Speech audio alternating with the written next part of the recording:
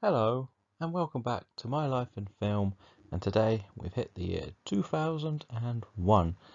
We are going to jump to a top 30 because I started watching a lot more movies here, and there's a lot that I have a lot of enjoyment out of. Again, these are not always the best, they're the ones that I watched and remember seeing the most in my younger life.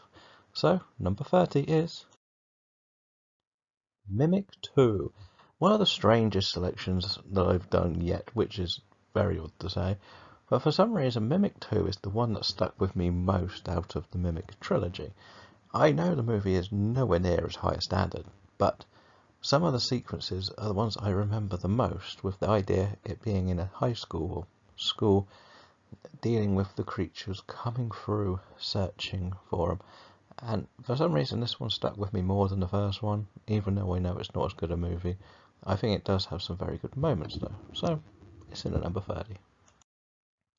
Number 21 is Joyride or Roadkill, depending on where you're from. I believe they changed it after the tragic death of Paul Walker completely across the board, but it follows a couple of young men who decide to have a bit of fun with a lorry driver who decides to stalk them. Again, very simple premise, a bit like Steven Spielberg's Duel, just brought into a bit more of a modern age, and they start it. The other guy wants to finish it. It's a edge of your seat type of movie. Great to see Walker and Steve Zahn, and Ted Levine is the villainous driver who we only hear over the radio, which his voice is very distinctive for this movie. 28 is KPAX. Now, if you had asked me a few years ago, this would probably be a lot higher, but due to a lot of the controversy surrounding Spacey, it has fallen down the lists a lot. This movie follows a man who claims to be an alien who ends up in a psychiatric home, and they start to study whether he is really an alien or not, even though he does seem to know stuff that only someone in the highest level of science could. It is a very, very intriguing movie. When it comes to seeing whether he is telling the truth or not, you will be kept guessing throughout the whole movie. 27 is The Majestic. For me, this is Jim Carrey's best proper acting rather than not comedy role, where he plays an actor, good for him, who gets accused of being a communist who ends up in a small town and helps restore a movie theatre after they believe he is the son of the theatre owner who has died at war or been lost at war. Again, it's such a clever movie. It lets Jim Carrey shine without having to do some really silly slapstick stuff, which just doesn't seem to be funny anymore. 26 is Harps in Atlantis. This is one of the weirdest ones again. It is a Stephen King adaptation that follows it's actually an older bloke who goes back to remember his childhood, where him as a young boy had a stranger live with him, and he had a lot of mystery about him, but it's also about coming of age and moving away and saying you'll remain friends and not. And at this year, this one hit quite hard because this was the end of my school and college era. So all the friends you'd seen daily at school, they all suddenly started to vanish out your life. However hard you tried to keep in contact with everyone, it wasn't going to happen, and this just seemed to reflect my own life and my own issues with that. That is why I always rate this movie. 25 is Valentine, because who says that I don't like a trashy slasher movie? This one was sold solely on the fact that you had Angel, David Boreanaz from Buffy and Angel, taking one of the lead roles, along with Denise Richards, Marlene Shelton. We had a great cast. The slasher genre was in its peak, just falling off its peak when this one came out. And we follow a masked man who starts killing a group of people who tortured him as a child, basically, or were mean to him at a school dance. And we got to figure out who it is. It is very interesting. It is very clever with how it uses the wording in what happens too. 24 is another little underrated gem, Domestic Disturbance. And this follows a young boy who's moving in with his mum and her new husband, and his father suddenly realizes that this guy isn't as clean cut as he believes, and has to try and help his son escape him after he witnesses him commit a murder. Again, John Travolta, Vince Vaughn, great cast. Don't know why more people didn't see it. Very good movie, if we're honest. 23 is From Hell. Yes, Jack the Ripper is a mystery that will always be out there, and this is one that just brings another little chapter to it. While not necessarily the most accurate chapter, it does look at how one detective was trying to do it and the world that was created at the time with the drug abuse, the prostitution, and how nobody really cared, and plays into the idea that there was a conspiracy including the royal family. It's a very interesting way of doing it, even though it's a bit more glitzy and gory. 21 is AI, artificial intelligence. Well, the idea of seeing a young robot try to find himself in the world is something this movie does very well. It is the fact that we see the journey from being abandoned to trying to discover where he's meant to be in the world that really takes this film to a new level. The first beginning isn't as interesting, but seeing David on his journey and who he meets along the way, along with the ending that he gets the most satisfying life that he desperately desired. A very underrated sci-fi movie from Spielberg that I think still deserves more praise. 21 is Pulse. The original Pulse, not the remake. This movie was very clever at using the idea that the increased levels of technology was creating an evil presence, and if you were seen by the presence and created ghosts coming out of the electric systems, you were going to be getting slowly killed or want to kill yourself in most cases. It just sort of sucked the life out of people, and it was terrifyingly brilliant for what it was doing at the era. It's one that probably won't click as well as it did back then, but again, this was peak for the Asian horror boom that really helped cinema in this era. 20 is Rat Race. A strange pick again. We are really hitting strange movies on this list. This is one that I would have watched the most probably on this whole list. It follows a group of people who get offered $1 million to travel across country by some rich billionaires who want to bet on who is going to be getting the money. And we have an array of crazy over-the-top characters. They get themselves into all sorts of trouble and have to learn life lessons. It's a very clever movie, a great cast.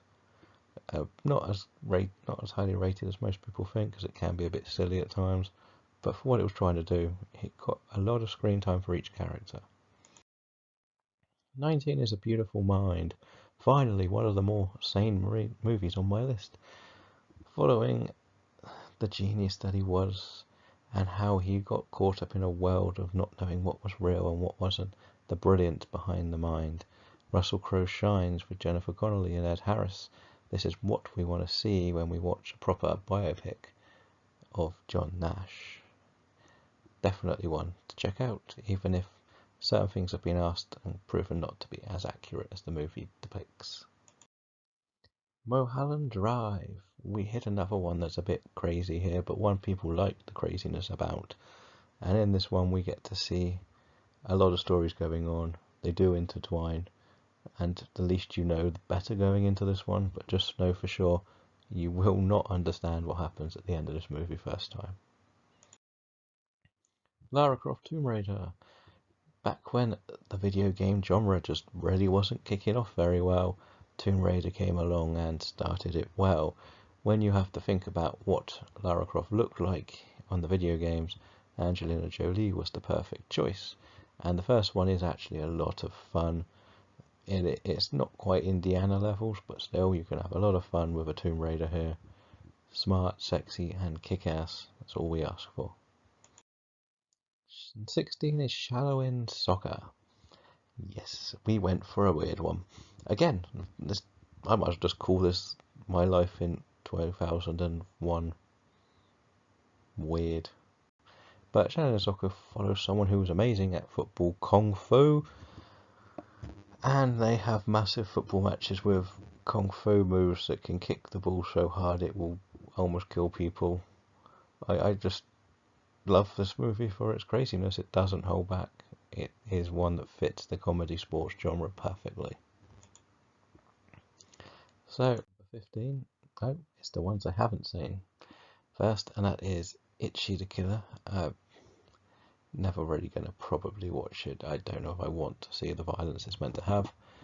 You to Mama Tabine. That's probably pronounced wrong, but I know it won a lot of Oscars, or was up for Oscars. And Amelie, another one up for Oscars, didn't get around to seeing. They're all on the to watch list, let's be honest. 15 is Monsters Inc. When Pixar first brought us a new world, they did something phenomenal with Monsters Inc. When you see the dedication to the animation of Sully, and the fur creation is fantastic. The heart in this movie is brilliant, and seeing these monsters who are trying to, like, basically just get through the day and having to scare kids to get energy and enjoy it, but then realize they're just like big softies behind the scenes. This was right for the movie, and it worked really well. 14 is 13 Ghosts. Yep, didn't want to put it at 13 just to be complicated. But this one follows a man who gets an inheritance of a house that has 12 ghosts in it, that once the house is activated, start getting released, waiting for the 13th to be revealed.